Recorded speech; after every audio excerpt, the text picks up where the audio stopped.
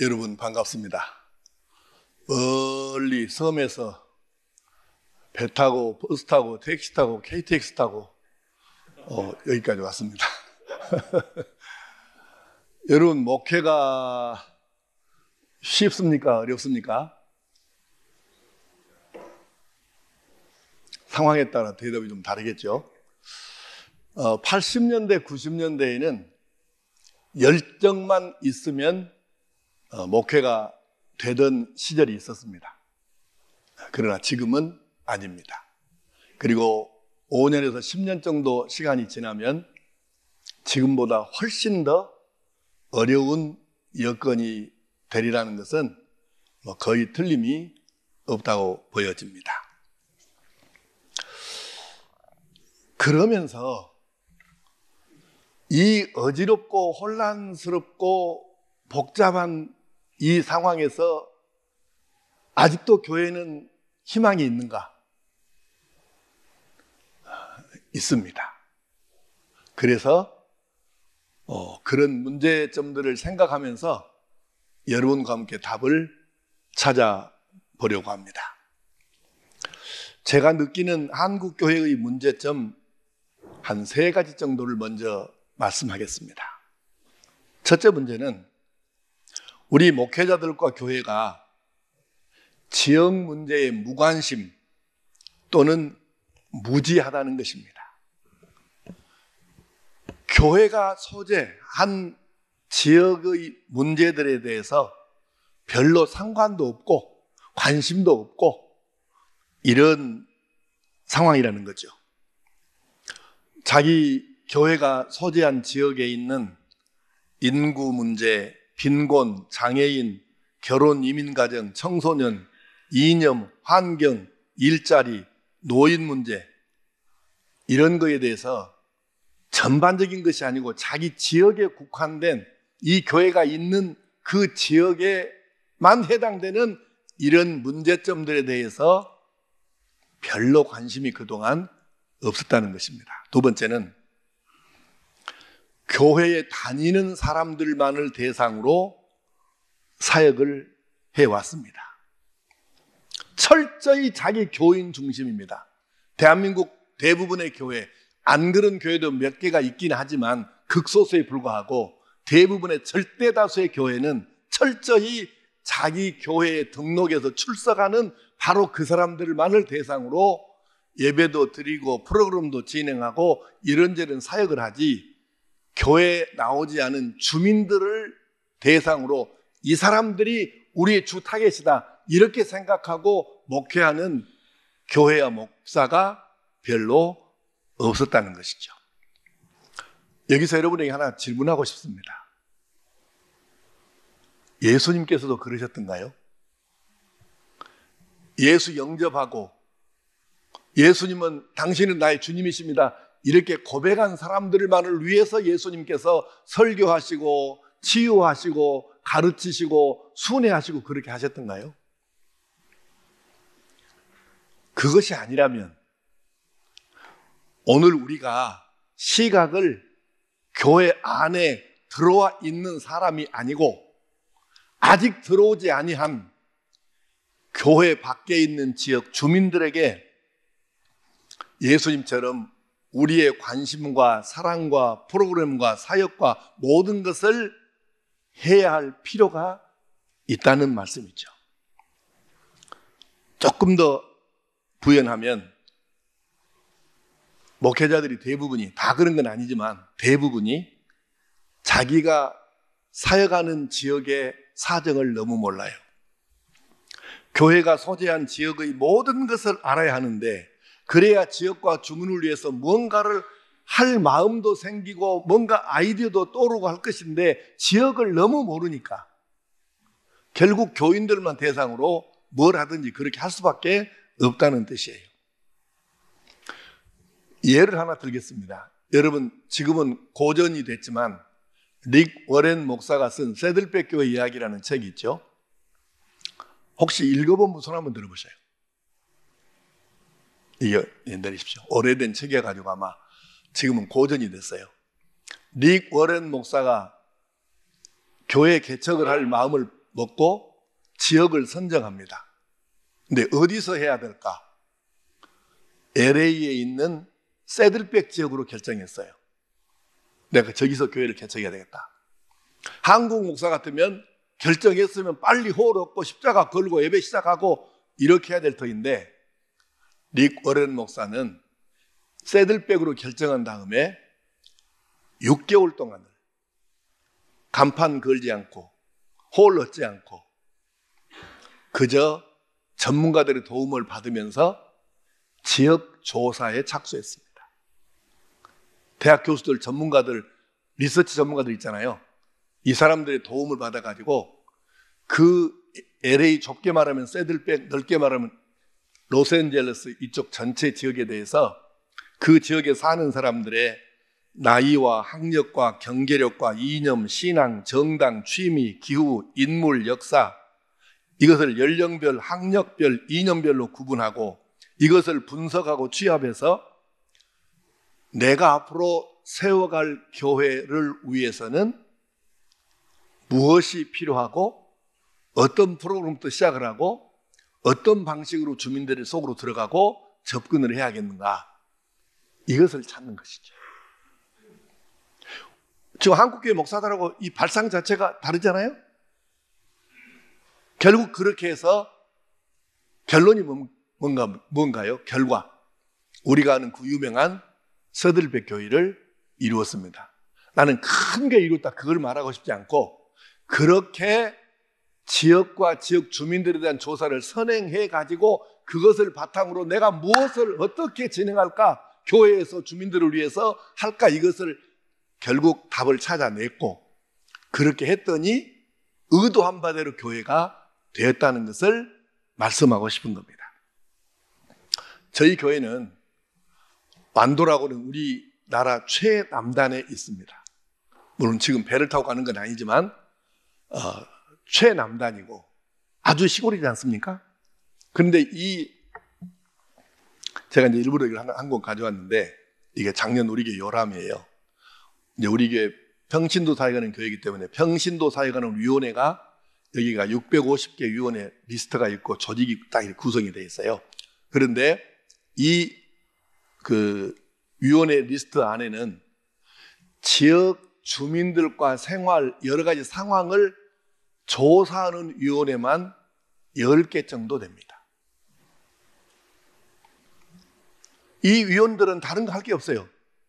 임무가 뭐냐면 완도 지역에 대해서 모든 자료들을 다 조사해서 보고서로 내면 그걸 바탕으로 해가지고 이번에는 우리 지역에 이게 필요하구나, 어떻게 교회가 이거를 한번 시행해 볼 수 있지, 이걸 이제 같이 기도하고 연구하고 이제 답을 찾아가는 것이죠. 우리는 릭 워렌 목사처럼 자기가 목회하고 있는 이 지역에 대해서 이 조사를 철저히 해서 이걸 바탕으로 도대체 이 지역과 주민들에게는 무엇이 필요한가, 주민들이 무엇에 대해서 가장 아쉬워하는가, 어떤 점에 지역에 대한 자부심을 가지는가, 무엇을 가장 필요로 하는가, 이 지역의 문제점은 무엇인가, 가려운 데를 찾으라는 뜻입니다. 지역 주민들의 문제, 어려움. 그러면 이것을 파악하면 교회가 어떤 방식으로 지역 속에 파고 들어가고 주민들에게 접근하고 어떤 프로그램이나 사역을 진행했을 때 가장 효과적일 수 있겠는가 하는 답이 나오지 않겠습니까? 그래서 이제 예를 들어 봅시다. 답을 찾았는데 이것은 우리 교회 힘으로는 안 된다. 그러니까 구청이나 시청 도움을 받아야 되겠구나. 또 이것은 우리 교회가 단독으로 해도 되겠구나. 이것은 또 관이 아니고 민간단체들, 지금 우리나라는 이게 꽤 많아요. 대기업과 마사회, 스포츠재단 등 찾아보면 우리가 좋은 프로그램을 만들어 가지고 이게 제출해서 지원을 받을 수 있는 이게 굉장히 많아요. 우리가 그쪽에 신경을 안 써서 그렇지 굉장히 많습니다.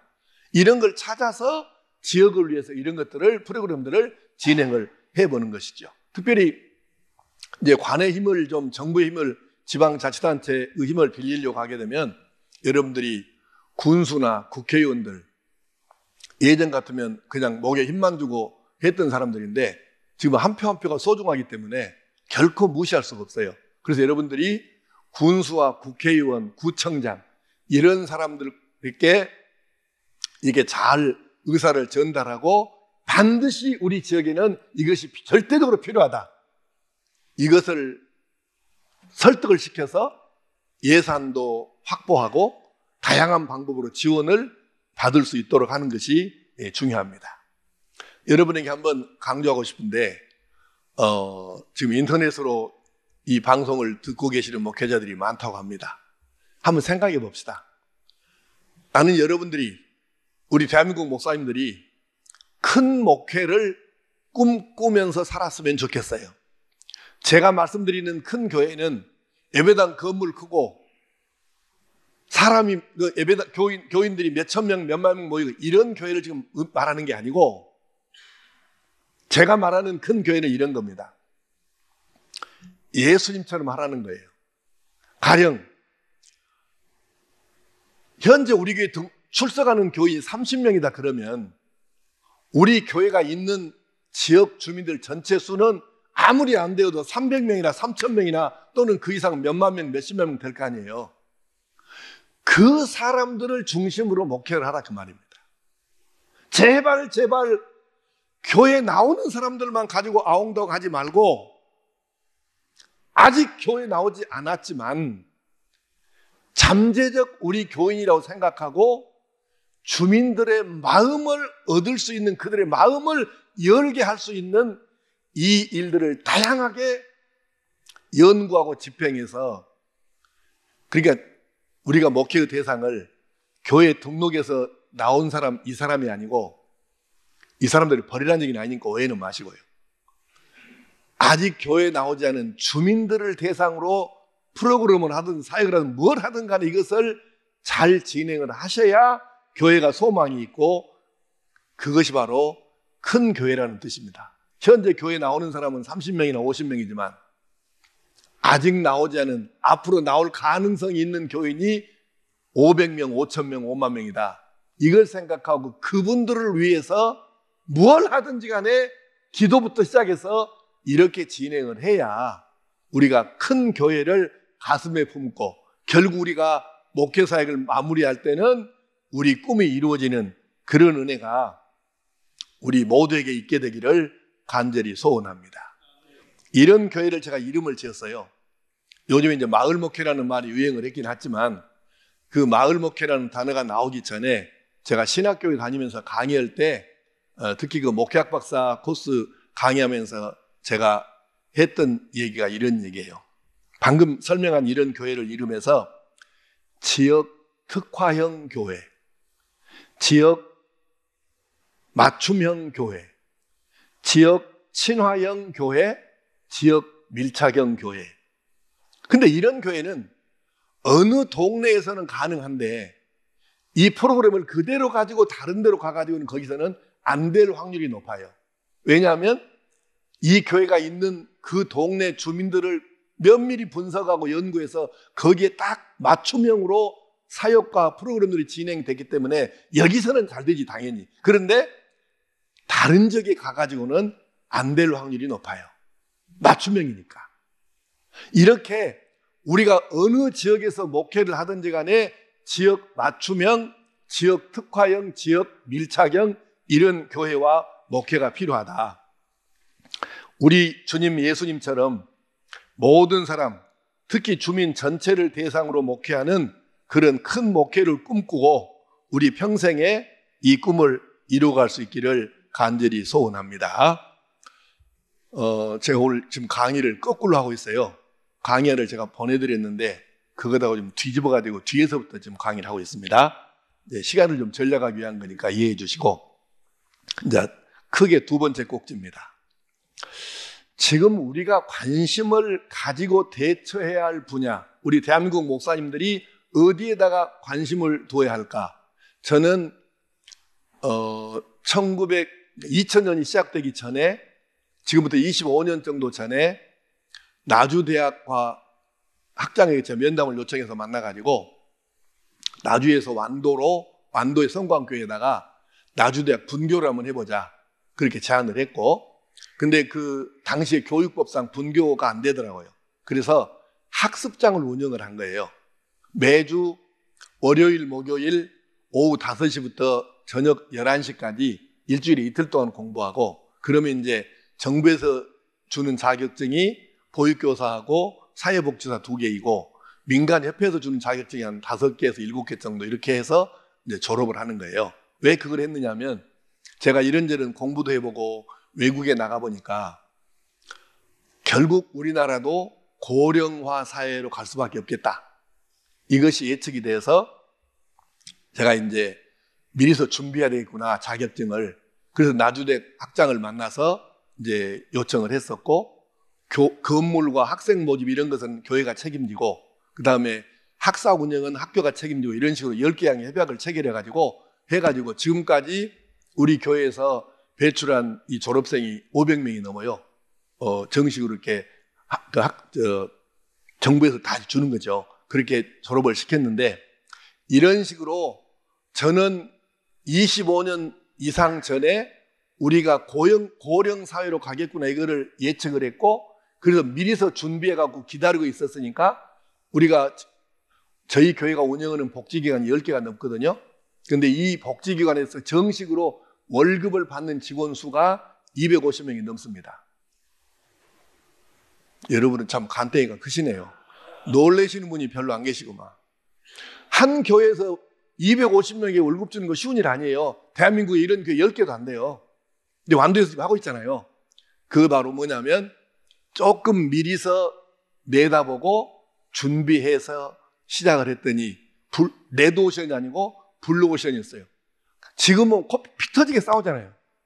25년 전에는 우리나라에서 본격적으로 복지사회로 가는 정책이 시작되기 전입니다.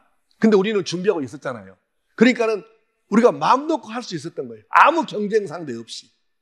이런 식으로 시대를 좀 내다보면서 우리가 목회를 해야 되는데, 시대를 내다볼 수 있는 지금 시점에서 여러분에게 이걸 뭐 아이디어라고 할까요? 이런 걸 제가 조금만 몇 가지만 말씀을 드릴게요. 첫째는 정신건강 문제입니다. 지금 인류는 디지털이다, AI다, IT다, 챗 GPT다, 이게 별의별 가상 공간이다, 별의별 것이 나와가지고 이게 엄청 최가 아니고 초첨단 문명 속에 우리가 살고 있잖아요. 근데 문제가 있어요. 그 문제가 뭐냐면 지나치게 물질 문명이 앞서가니까 정신 건강이 못 따라가는 거예요. 그래서 갈수록 정신 문화하고 물질 문명의 괴리감이 커지는 거예요. 그러니까 자연발생적으로 어떤 현상이 생기냐면 신경과하고 정신과 질환이 많이 생기는 거예요. 우리나라 신경정신과의 최고 권위자 중에 한 사람인 이무석 박사하고 제가 대화를 하면서 이런 얘기를 나눴어요. 그러면 교수님, 지금 신경과와 정신과 두 과 질환을 합치면 그 병명의 종류가 몇 가지나 됩니까? 이렇게 물었더니 180가지 정도 된대요. 신경과하고 정신과 두 과의 질환이 학문적 명칭, 학명으로 정립된 게 180가지가 넘는데요. 근데 문제는 금명간에 200가지가 넘을 거래요. 근데 병명이 늘어나는 것만이 문제가 아니고 이 신경과 정신과 질환자가 훨씬 더 많이 늘어날 수밖에 없는 사회 현상 속에 지금 우리가 있다는 거죠. 그러면 이걸 어떻게 하냐고 말이에요. 정부가 해결합니까? 병원이 해결합니까? 물론 정부나 병원이 조금 일정 부분은 도와줄 수 있죠. 그런데 어떻게 신경과 정신과 질환 문제를 정부에서 해주고 병원에서 어떻게 다 해결을 해요? 교회밖에 없습니다. 그래서 앞으로 계속해서 폭발적으로 신경과 정신과 질환이 늘어날 수밖에 없는데 여기에 대한 해답은 결국 교회가 전인 치유 전문가를 양성을 해야 되는데 목사가 먼저 전인 치유에 대해서 상당한 식견을 가지고 전문가 수준이 되고 그 목사의 주도하에 전인 치유 전문가를 양성을 해서 준비하고 있으면 아무리 교회가 하향세로 내려가고 교인 수가 줄어진다고 해도 이렇게 준비하는 교회는 반드시 나갈 길이 열립니다. 블루오션입니다. 두 번째는 초고령 사회의 문제입니다. 좀 앞에 강의에서도 약간 언급이 됐었는데 지금 우리나라는 전체 인구 중에 65세 이상 되는 사람 숫자가 14% 이상이면 초고령 사회잖아요. 우리나라는 내년에 2025년에 고령 사회를 넘어서 초고령 사회가 됩니다. 젊은이들이 심각해요, 지금. 그런데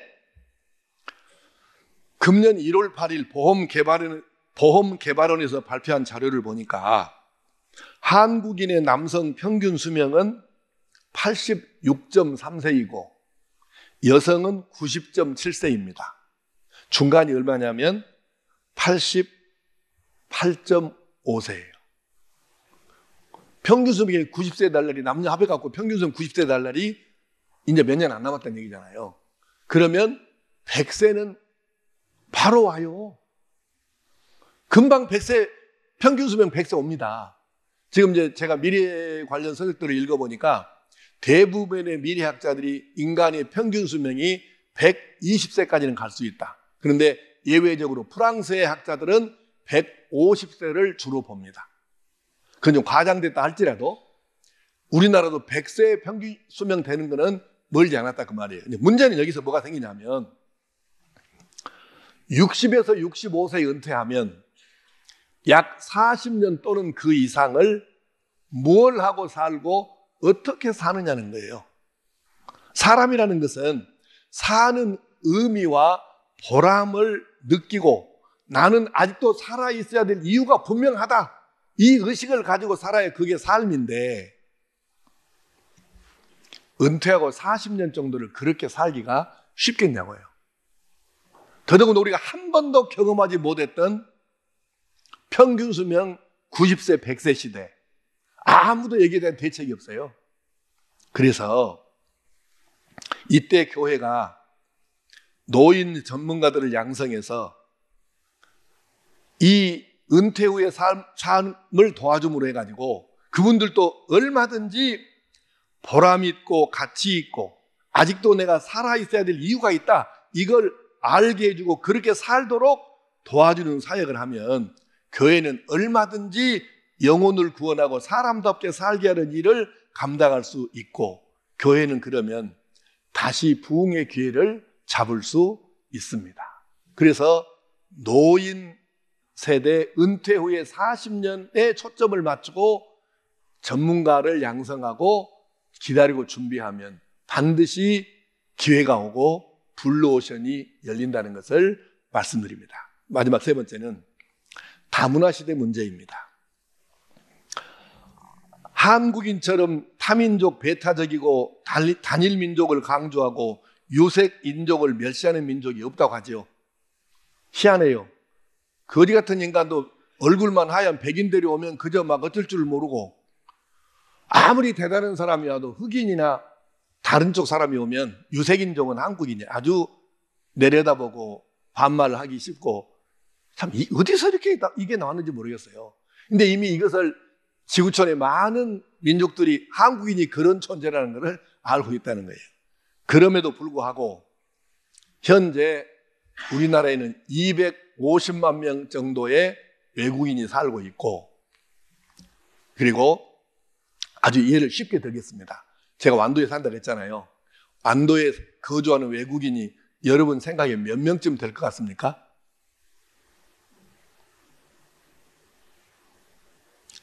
시간이 없으니까 제가 말씀드릴게요. 3,000명입니다. 완도 군 인구가 4만 8천 명이거든요. 그런데 외국인이 지금 3천 명 넘게 살고 있고요. 다문화 가족, 결혼 이민자와 사는 다문화 가정이 500가구가 넘습니다.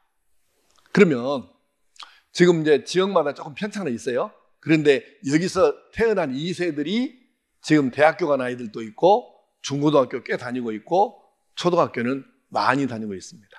그리고 여기서 나타나는 문제들이 심각한 사회 문제화 되고 있습니다. 자, 이런 걸 떠나서 원든 원치 않든 우리가 좋아하든 싫어하든 간에 이미 우리나라는 다문화 국가가 되었어요. 왜? 전체 국민의 약 5% 가까이가 외국인이거든요. 이미 우리나라는 다문화 사회가 된 것이죠. 그래서 외국인이 없으면 현재 우리나라는 농사 못 짓습니다. 완도에는 지금 기르는 업이라 그래갖고 축양을 엄청 하거든요. 근데 완도에서 고기나 전복 기르는 거는 외국인이 없으면 도무지 할 수가 없어요. 한국인은 이거 안 합니다. 왜? 힘드니까. 그 다음에 공장, 조선소, 우리나라 조선소가 지금 많잖아요. 세계적인 조선소가 많은데 이 조선소 외국인이 없으면 지금 못 돌립니다. 그 다음에 여러 지금 생산 공장과 건축 현장 있죠. 건축 현장도 이미 우리나라는 중국인 아니면 건축 못 합니다. 이런 상황이 됐어요. 그래서 이 문제도 교회 말고는 누가 다문화 사회를 앞서가지고 내다보고 준비하고 이들을 치유하고 끌어들이고 복음을 전하고 하겠어요. 교회 말고는 답이 없는 거예요. 그래서 우리는 다문화 전문가를 교회가 양성하고 기다리고 있고 먼저 치고 나가면 반드시 우리에게도 기회가 오게 될 줄로 믿습니다. 자, 여기까지 마지막에 해야 될 말씀을 드렸고 이제 오늘 이제 주제인 평신도와 함께 이루어가는 교회가 답입니다에 대해서 말씀을 드리겠습니다. 기독교 2000년 역사에 비극 중에 비극이 있어요. 그게 뭐냐면 평신도는 언제나 조연이었지 주연을 해본 적이 없어요. 여러분 다 신학교 다니셨으니까 한번 기억을 더듬어 보십시오. 단 1년이라도 단 한 번이라도 평신도가 교회의 중심에 서가지고 교회를 끌고 간 적이 있던가요? 이건 비극입니다. 언제나 사제의 가르침과 복종의 대상일 뿐이었습니다. 그러면 질문이 나오죠. 그러면 교인들은 목사보다 열등한 존재이고 목사는 교인들보다 우월한 존재인가?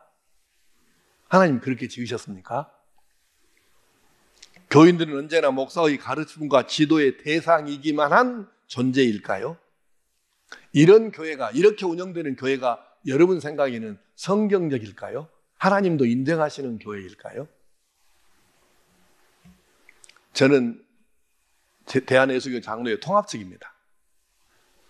단 한 번도 저는 그렇게 배워본 적이 없고 이렇게 가르친다고 하면 그는 매우 비성경적이고 조금 심하게 표현하면 이단적입니다. 성경 어디가 그렇게 하라고 돼 있어요? 그래서 이 부분을 좀 심각하게 생각하면서 결론부터 말씀을 드리면 목사 혼자 원맨쇼 하는 식의 스타일의 이런 교회는 성경적이 아니다. 답이 아니다. 이걸 말씀드리면서 그러면 진정한 교회는 뭐냐? 목사와 교인들이 하나님께서 내게 주신 탤런트, 다른 말로 은사, 재능 이것을 찾아가지고 목사도 교인도 자기 은사대로 하나님 주신 재능, 탤런트대로 거기에 맞는 사역을 하면서 건강하게 운영되는 교회, 이게 성경이 가르치는 교회고 하나님이 의도하신 교회입니다. 평신도들은 교인들은 무조건 목사만 따라와야 된다. 여러분은 우리 가르침과 지도의 대상일 뿐이다. 이것은 이단적인 가르침이에요. 성경은 아닙니다. 이런 전제하에 그러면 왜 평신도 사역이 필요한가? 왜 평신도 사역인가? 길게 설명할 시간이 없기 때문에 짤막짤막하게 원래 이 강의가 한 3시간 정도를 해야 되는 강의인데 압축해가지고 하여튼 제목만, 설명도 좀 못할 것 같고 제목만 하고 넘어가겠습니다. 첫 번째는 목회자의 업무 과중을 해소하기 위해서입니다. 목사님들이 교회에 대해서 전체를 책임지고 혼자 끌고 가는 목회를 그렇게 하다가 보면 쓰러지는 사람이 많잖아요. 그래서 목사 중에 40대에 쓰러지는 비율이 일반 직장인보다 훨씬 더 많아요, 목사가. 왜 그래요? 업무가 너무 과중해요. 혼자 모든 걸 다 해야 되니까. 그래서 과감하게 평신도들에게 권한을 이양하면서 함께 교회를 운영해야 된다. 그런 목사의 업무 과중이 해소된다. 두 번째는 은사를 활용하기 위해서입니다. 여러분 기억하십시오. 하나님께서 우리 사람을 이 땅에 내려보내실 때 단 한 사람도 예외 없이 두 가지를 주어서 보내셔요. 두 가지가 뭘까요? 첫째는 사명이고 둘째는 탤런트입니다. 탤런트를 왜 주셨을까? 이 탤런트를 가지고 가장 큰 목적입니다. 이 탤런트를 활용해서 내가 너에게 준 사명을 감당하라는 것입니다. 그래서 탤런트는 사명 감당의 수단이고 방법이고 도구입니다. 두 번째는 재미있게 살라는 것입니다. 탤런트가 자기 재능, 탤런트를 찾아서 이거 해보니까 너무 재밌고 막 이게 좋잖아요. 이걸 하나님 주신 탤런트니까 이게 잘 되잖아요. 이걸 열심히 하면 인생이 신나는 거예요. 너 인생 신나게 멋지게 재밌게 살아라. 아침에 출근할 때 인상 쓰면서 내가 가기 싫은데 이 왼수 같은 돈 때문에 어쩔 수 없이 내가 출근한다. 이렇게 가는 사람은 자기가 하고 있는 지금 회사의 업무하고 자기 재능이 안 맞는 거예요. 그렇죠? 콧노래 부르면서 나가는 사람은 자기가 하는 일하고 재능이 너무 맞는 거죠. 신나지 않겠습니까? 신나게 살라는 거예요. 세 번째는 이걸 가지고 돈을 벌라는 것입니다. 요즘같이 돈이 중요한 시대가 역사에 한 번도 없었어요. 돈 없으면 못 산다고 하잖아요. 근데 너는 네가 잘하는 것을 가지고 돈을 벌어라. 그래서 네가 인생을 한번 살아봐라. 네 번째는 이걸로 봉사하고 섬기라는 것입니다. 다른 사람을 섬기고 봉사할 수 있죠. 자기 재능을 가지고. 다섯 번째는 이걸 가지고 하나님께 영광을 돌리라는 것입니다. 내가 잘해가지고 세계적인 사람이 되면 하나님께서 내게 이 탤런트를 주셨고 하나님께서 내가 이렇게 하게 해주셨습니다. 그렇게 간증하면 하나님께서 얼마나 영광을 받으시겠어요. 그리고 여섯 번째는 이걸 가지고 신앙생활을 재밌게 하라는 것입니다. 교회 갔는데 뭘 일을 하라고 해서 나 그거 할 줄은 모르는데 그랬더니 믿음 없는 소리. 참 우리 그 어둡던 시절에 그렇게 살았어요. 아무리 믿음이 있어도 내게 탤런트가 없으면 그 일 못하는 거예요. 근데 믿음이 없어도 내가 탤런트 재능이 그쪽이면 할 수 있잖아요. 문제는 물론 믿음도 있어야 되지만 재능입니다. 탤런트, 은사. 그래서 이걸 가지고 신앙생활을 교회에서 재밌게 해라. 교회 갔더니 은사 테스트 해가지고 당신 은사는 이거이네요. 그러면서 그 은사에 맞는 탤런트에 맞는 일을 시켜주니까 자기가 잘할 수 있는 걸 하니까 재밌잖아요. 교회 적응 빨리 하겠죠. 그래서 이 사람은 신앙생활 자체가 재밌는 겁니다. 바로 이런 것들을 위해서 하나님께서 우리에게 은사를 주셨으니까 여러분 생각하세요. 단 한 사람도 하나님께서 은사, 탤런트, 재능을 안 주신 사람은 없어요. 이런 사람은 있을 수 있습니다. 나는 내 은사가 뭔지 모르겠다. 끝까지 모르고 죽는 사람은 많아요. 은사가 없는 게 아니고 자기 은사를 못 찾은 것뿐이에요. 은사는 다 있는 거예요. 이 은사를 하나님께서 왜 주셨느냐? 방금 말씀드린 6가지 이유를 한번 생각해 보시면 답이 납니다. 그 다음에 세 번째, 성도의 존재감 향상을 위해서 그렇습니다. 여러분 어느 모임에 갔는데 회비 안 낸다고 막 독촉하고 그런데 내가 그 회에 가봐야 일도 안 맡겨주고 아는 척한 사람도 없고 그럼 누가 거기를 계속 그 회를 나가려고 하겠어요?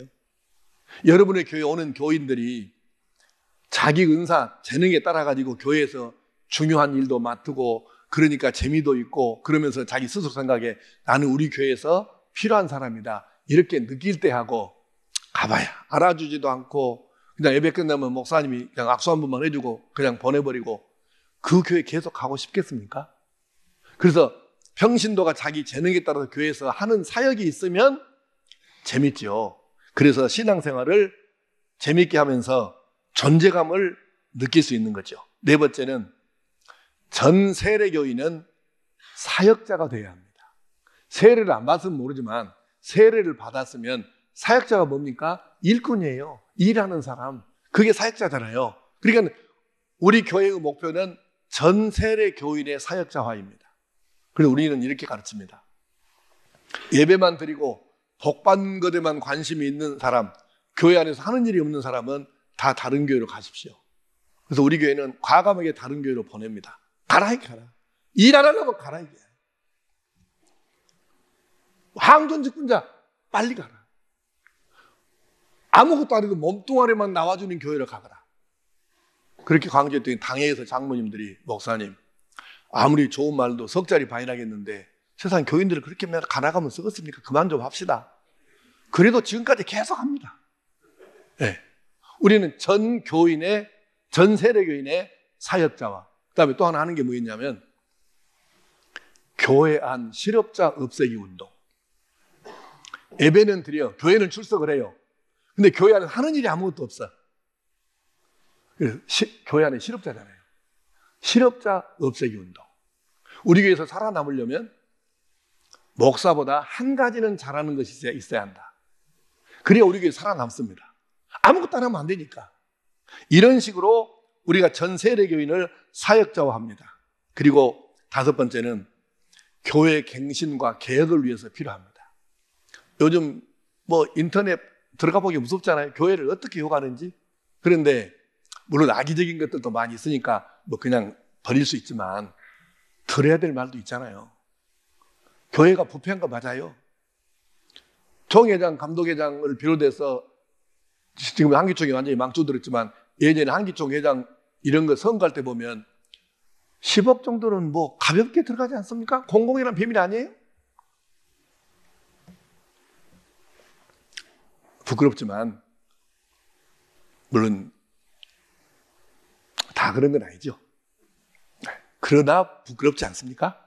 그래서 교회가 개혁되고 갱신돼야 한다는 것은 맞는데 평신도들이 교회 중심에 들어와서 거의 모든 분야에 함께 참여하고 함께 사역을 하고 중요한 일들을 맡아서 진행하면 그 자체가 개혁이에요. 무슨 개혁이 더 필요하죠? 그런 교회에? 저희 교회는 심지어 이런 위원회도 있어요. 혹시 이제 이해가 안 되시는 분들은 저희 그 주소로 보내달라고 하시면 이거 요람을 제가 보내드릴 수 있어요. 우리 주보가 이거는 교인들이 만드는 매주 48페이지 나오는 주보거든요. 이것도 교인들이 만들어요. 그러니까 필요 오시면 그 연락하시면 제가 다 보내드릴게요. 왜 보내드리냐면 사실이라는 것을 여러분들이 보셔야 되니까. 근데 이 위원회 안에가 이런 것도 있어요. 목회 프로그램 건의위원회, 목회 프로그램 평가위원회. 이거 뭐냐면 담임 목사가 이렇게 목회에 대해서 이런 정책을 하고 프로그램을 걸고 이렇게 뛰는데 이런 것들에 대해 교인들이 건의하고 평가해서 이건 좋았다 안 좋았다 이건 좀 바꿔야 되겠다 등등 이렇게 안을 내서 보고서를 올리는 거예요. 그 교회 왜 개혁이 필요하죠? 이미 개혁됐잖아요. 평신도가 중심에 서버리면 벌써 교회는 이미 갱신된 거고 개혁이 된 겁니다. 그래서 이 교회 개혁과 갱신을 위해서 평신도 사역이 필요한 거고요. 마지막으로는 젊은 세대 중심의 교회를 구축하기 위해서 MZ세대라고 그러죠. MZ세대들은 간섭 싫어하고 권위주의 배격하고 개인주의적이고 자기 주도적인데 이 MZ세대를 위해서는 평신도 사역만 하는 것도 없어요. 젊은 세대를 잡기 위해서. 그래서 예를 들면 여러분에게 질문 하나 하겠습니다.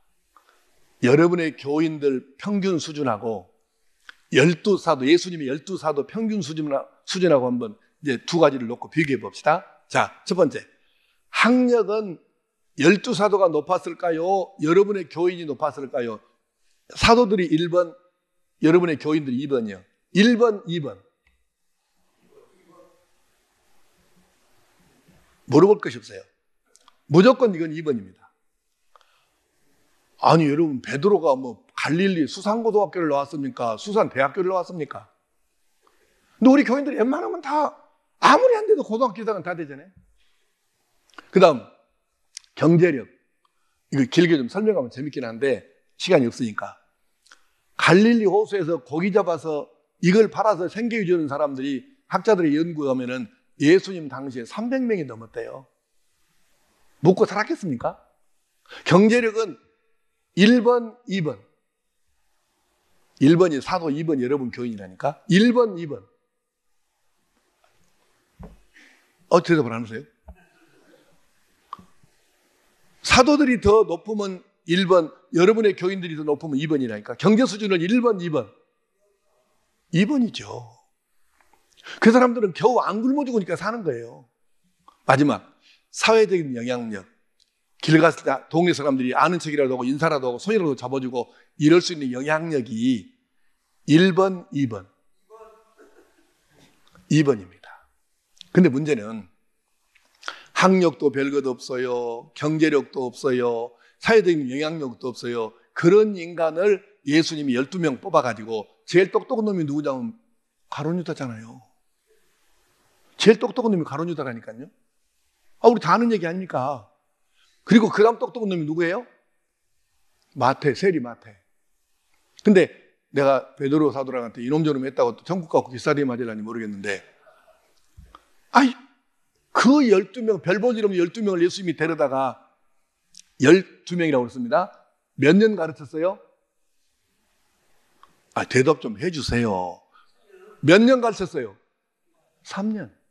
그러면 결과가 예수님은 별 볼 일 없는 것들 12명 뽑아가지고 3년 동안 가르친 다음에 다 줘서 내보내셨습니다.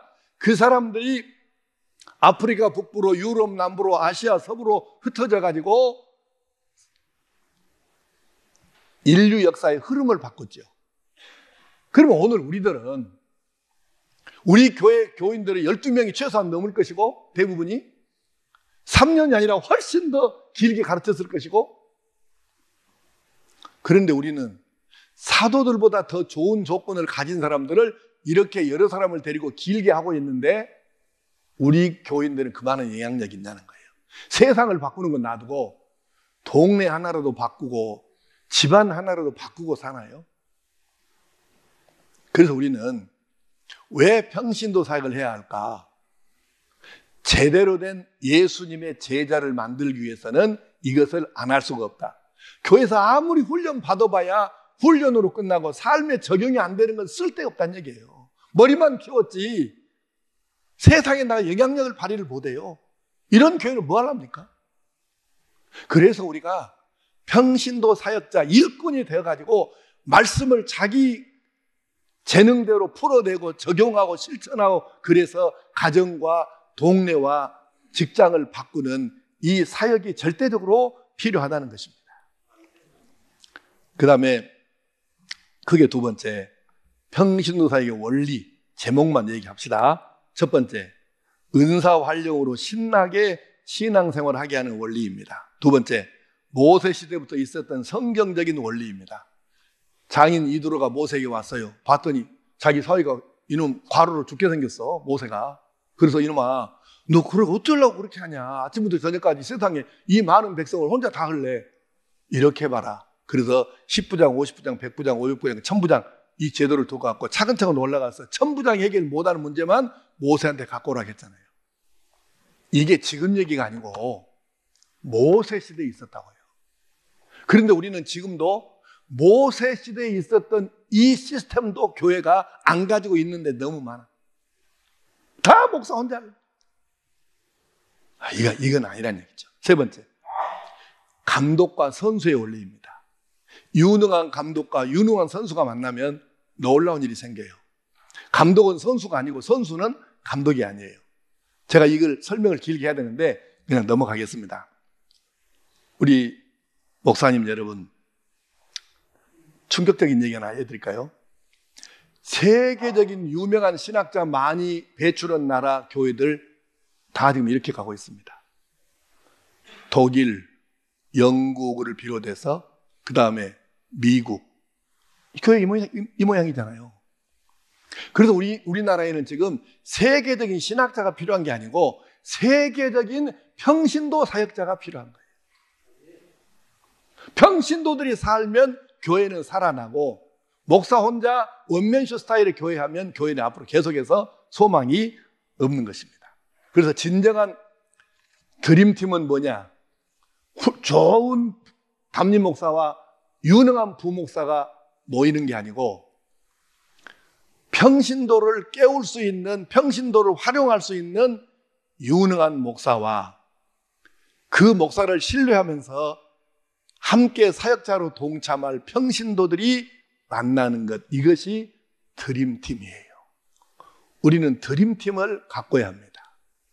목사와 평신도가 함께 어우러져서 함께 가고, 함께 고생하고, 함께 헌신하고, 함께 충성하고, 함께 일하고, 그래서 주님께서 원하시는 바로 그 교회를 만들어 갈 수 있는 것이죠. 우리 교회 예배당에가 이게 왼쪽에 이 천장이 좀 높아요. 이 왼쪽과 오른쪽에 현수막이 쭉 이렇게 펼쳐막이 내려와 있는데, 두 개의 내용은 이렇게 되어 있습니다. 한쪽은 생명을 구하는 것보다 급하고 중요한 일은 없습니다. 전도에 관한 거예요. 그 다음에 또 하나 이쪽에 뭐가 써져 있냐면, 오른쪽에는 나는 성광교회에서 무엇 하는 사람인가? 당신이 우리 교회에서 뭐 하는 사람이냐? 이게. 무슨 일 하냐? 무슨 사역을 하고 있냐? 이 얘기입니다. 이 두 가지가, 전도와 평신도 사역이 우리 교회의 두 가지 기둥이에요. 그래서 우리 교인들이 스스로 대답하게 만들어야 합니다. 여러분의 교회 이름을 한번 대서, 나는 성광교회니까 나는 성광교회에서 무엇 하는 사람인가? 이걸 한번 해봅시다. 여러분의 교회 이름을 넣어서 시작! 나는 성광교회에서 무엇 하는 사람인가? 이렇게 한 다음에 자기가 하는 일을, 사역을 말하게 하십시오. 나는 가령 천안성결교회라고 하면 나는 천안성결교회에서 청소하는 사람입니다. 영접하는 사람입니다. 자기 하는 사역을 얘기하는 거예요. 이렇게 하고, 그 다음에 또 하나는 인간의 본성을 활용하는 원리입니다. 사역자들이 오랜 세월 동안 연구해서 얻은 결론 중에 하나가 이것입니다. 모든 사람의 98%는 권력지향적이에요. 겉으로는 나 안 해, 못해, 싫어. 그런데 우리 학교 다닐 때 배웠죠. 강력한 부정은 뭐이다? 긍정이죠. 나 못해 그러면 나 아니면 절대 안 돼. 사실 이 말이에요. 속뜻은 자기가 앞에서 마이크 잡고 싶고 대장하고 싶고 끌고 가고 싶고, 그런데 체면상 나 안 된다니까, 못 한다니까, 이럴 뿐이에요. 뭘 보면 알아요? 목사님들 돈 써가지고 노회장하고 총회장하고 감독회장하고 이렇게 한기초 회장하고 하려고 보면 답이 딱 나오지 않습니까? 그래서 목사의 이 권력욕도 제어를 못하는데 평신도들이 뭔 재주를 제어를 해요? 이걸 나쁘다고 하지 말고 교회에서 선하게 사용할 수 있도록 도와주는 것이 맞습니다. 제 시간이 여기까지입니다. 지금 오늘 할 것이 많이 남아있는데 시간을 더 끌 수 없으니까 마치기로 하고, 혹시 제가 강의하는 것 전체가 궁금하시면 CTV 인터넷 들어가시면 정우겸 목사의 신앙 백서라고 하는 게 45분짜리 프로그램이 4번 한 게 있어요. 그러면 오늘 제가 하고 싶은 이야기가 거기에 거의 다 들어있습니다. 그래서 혹시 더 자세히 보고 싶으시면 정우겸 목사의 신앙 백서 여기 들어보시면 되겠습니다. 이상으로 마치겠습니다. 경청 주셔서 감사합니다.